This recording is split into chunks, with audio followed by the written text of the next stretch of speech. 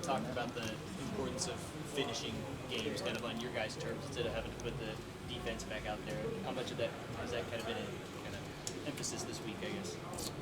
I mean, obviously, I like when the offense has the ball to finish the game, whether that's 4-minute drill, 2-minute drill. I want the ball in our hands, but we always trust the defense to go out there and make the plays. I need to win the game too, so they did a good job with that this past week.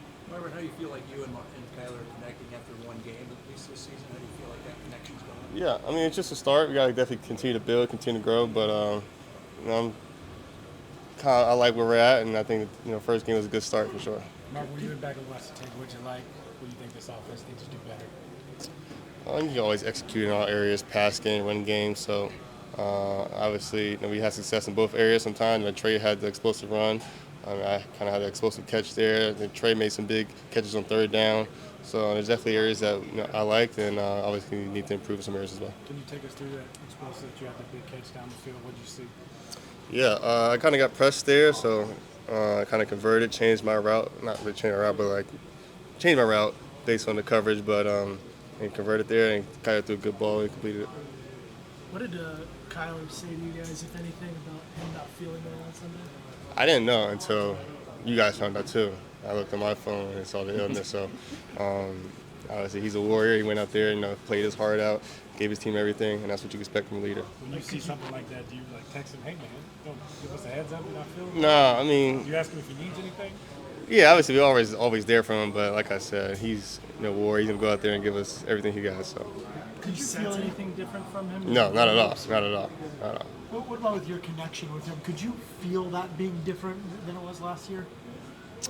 I mean, it's easy to say that, I guess, when you look at how this last week played out compared to maybe some of the games last year. But we just got to continue to grow, continue to build, and see where we're at the end of the year. Did you feel like you played faster? Was that sort of a byproduct of year two at all? Did you sense that at all? Yeah, a little bit. Especially once you get a couple catches, I get in rhythm. I felt ready to go. So a mixture of year two and getting the ball in my hands a little early. Obviously, explosive play and a touchdown helps the same drive. So now I get that, I'm ready to go. Mark, what did you make of the way Will played on Sunday?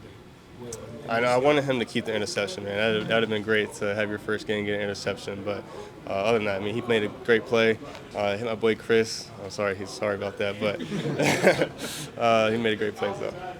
You tracked the ball really well. What about Will tracking that ball? The interception that was No, negated. What did you think about that? Yeah, I know he has great ball skills. Playing him as many times as I played him and throughout practice. So he's like a receiver, really, for the most part. It was Ohio State purpose. Yeah, it was bad, but it's all good.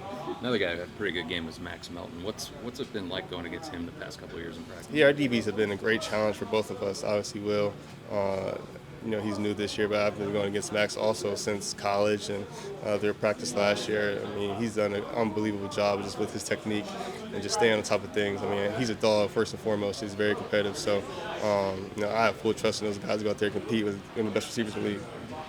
Only 1 week, but you seen any of the added muscle make a difference for you at the top of routes or anything like that? Off to a good start, I'll say that.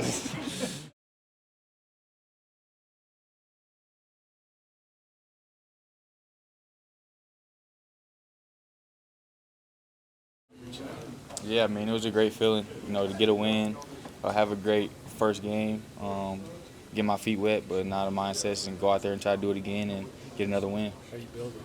I guess that's the key, right?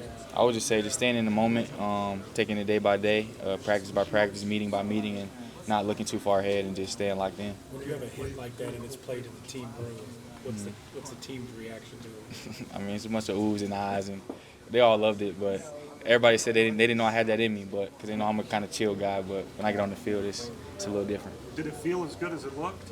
Yeah, it felt good. I mean, I felt it a little bit too, but it felt good.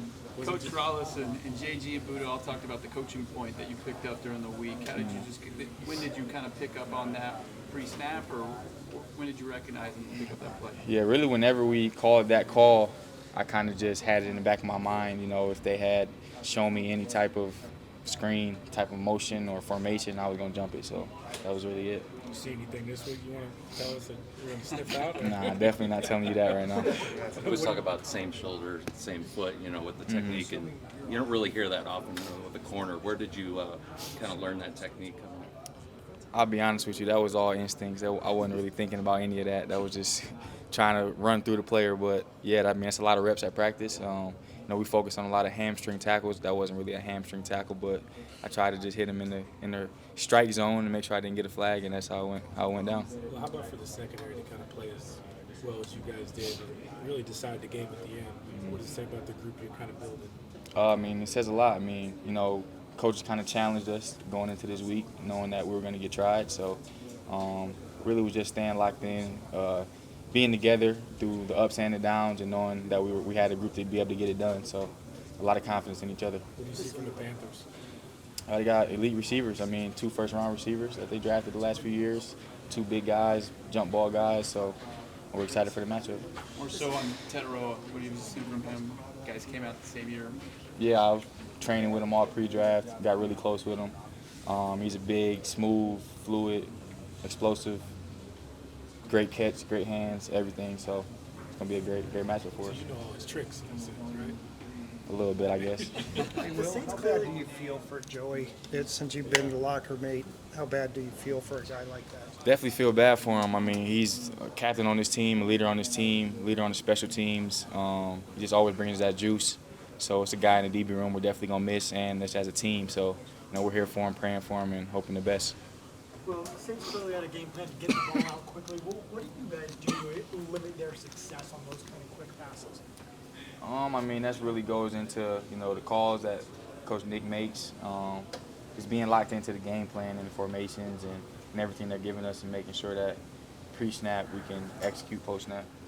Well, where were you and Teteroa training together? Do you guys have the same Exos. agent, Yeah, we're training at Exos out here in Arizona. Well, just in terms of just making a statement in that first game in the NFL, how does that feel for you? It feels good, but it won't matter if I don't keep doing it the rest of the year, so that's my mindset. About this week, what are you looking forward to against the Panthers? Going out there and getting the win.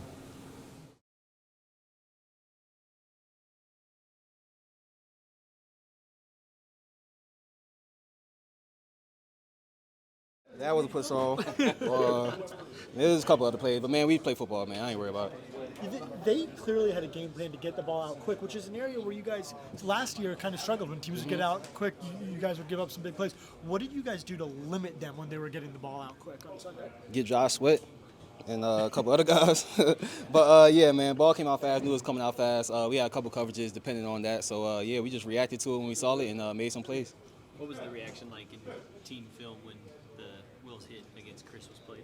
A bunch of oohs and ahs. Yeah, exactly what the crowd sounded like, and they was home, but they was all like, they couldn't, you know what I'm saying? So, yeah, man, it was a hell of a play for sure. That was like perfect technique, wasn't it? Yeah, literally. Same foot, same shoulder. Right yep. through. That's what we teach, and yeah, he went out and executed for sure. What do you like about your dime looks, and what challenges does that pose to opposing offenses? A lot. I mean, we have a lot of problems on defense right now. Like, I'm saying in a good way. Like, we got a great D-line, great linebackers, great back end. So, really, whatever coverage, whatever package we put out there, we're comfortable in, and we can go out and execute. So, but nah, that specific one, man, we feel good. Yeah. We going to get back there, force some throws, kill the run. Really, dang near strap everything. Max, late in the game, you got no timeouts, need a touchdown, Yeah. got through the ball. What's it feel like in those moments as a defensive back? It feel good, like, because the ball coming to you, like, but, I mean, you just got to do your job just like any other player in the game, So we have our end-of-game calls, and we practice them week after week after week, and they never pop up. I think that was the first time they popped up, and I've been here a year. And, yeah, we went out and executed, and we always worry about that, like, we hit on it once a week. Is it ever going to come up for real? And it came up, and we executed. So, yeah, kudos to JT and Buddha for making that play. Max, they say that teams improve the most from week 1 to week 2. How much can this team improve after that one, after watching the film and seeing what you guys did? Oh, we about to find out. But just by today, I could tell we locked in. Like, we're locked in. Like, I think it was Calais that said that's the worst we'll be all year. He was dead serious. Like, that's the worst we can be. We can only go up from here. So I see that happening. I see it happening in the meeting rooms, in the unit meeting.